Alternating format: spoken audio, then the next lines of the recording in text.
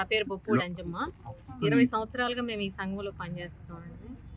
ఎక్కువ శాతం ఎన్కౌంటర్లన్నీ కూడా పట్టుకొని ఇట్లా చిత్రహింసలు పెట్టి చంపేసినటువంటి ఎన్కౌంటర్లు. వాళ్ళు మమ్మల్ని కాలుస్తుంటే మేము ఆత్మరక్షణ కోసం కాల్చి చంపేశామని చెప్పి ఈరోజు నిన్న జరిగినటువంటి ఎన్కౌంటర్ ఇక్కడ ఇప్పుడు ఈ డెడ్ బాడీలను కానీ మనం ఫోటోల్లో చూసినా విడిగా చూసినా కూడా అవన్నీ కూడా కొట్టి చిత్రహింసలు పెట్టి ఒక అతనికైతే ఆమె చెప్పడం మర్చిపోయింది, ఈ దవడ మొత్తం ఇక్కడ మొత్తం లేదు, మీరు ఫోటోలు చూసే ఉంటారు మీరు అందరూ కూడా.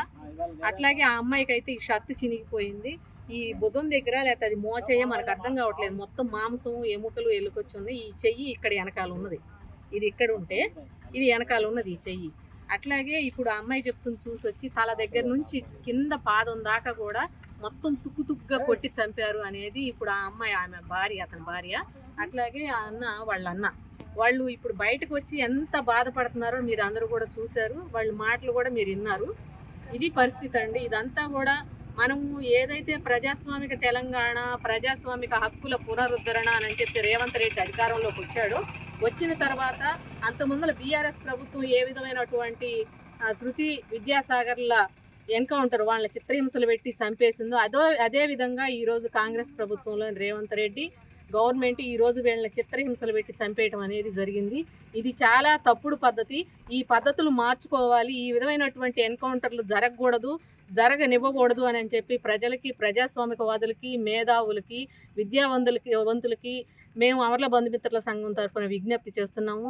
అట్లాగే అక్కడ ఉన్నటువంటి ఖనిజ సంపదను దోచుకోవడానికి మావోయిస్టుల పేరుతోని అక్కడ ఉన్నటువంటి ఆదివాసీలను మొత్తాన్ని కూడా చంపివేయడం జరుగుతుంది, అడవులని హననం చేయడం జరుగుతుంది. మనం చూస్తున్నాం గుడుల దగ్గర, బస్టాండ్ల దగ్గర పులులు ఏ విధంగా వస్తున్నాయో. ఈ అడవులు అనేది లేకపోతే మరి ఆ జంతువులు ఎక్కడ బ్రతుకుతాయి? అది అసలు ఎన్కౌంటర్ కాదు, అది పట్టుకొని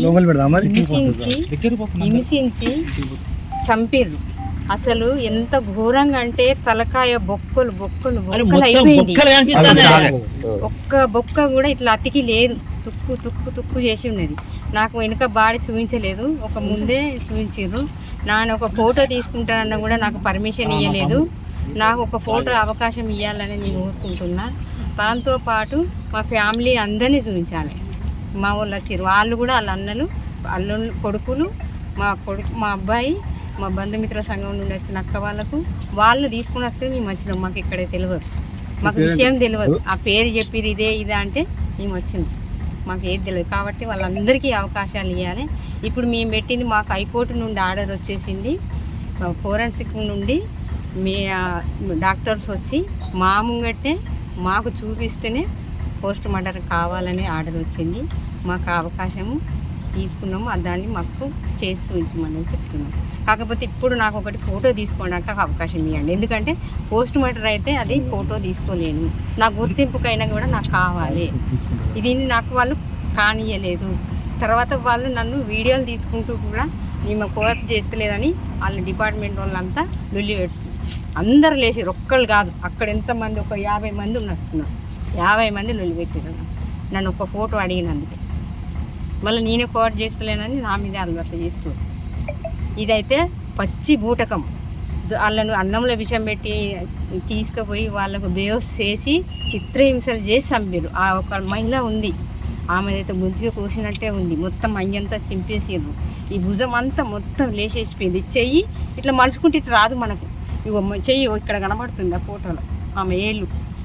ఇంకో అతను బాబు అన్నాను ఉన్నాడు కదా, ఆయనదైతే అసలు ఆయన ముఖం మీద అంతా అది కెమికల్ చల్లారు. మరిన్ని వీడియోస్ కోసం ఛానల్ ని సబ్స్క్రైబ్ చేయండి. లేటెస్ట్ అప్డేట్స్ కోసం వాట్సాప్ ఛానల్ ని ఫాలో అవ్వండి. ఆ లింక్ డిస్క్రిప్షన్ లో ఉంది.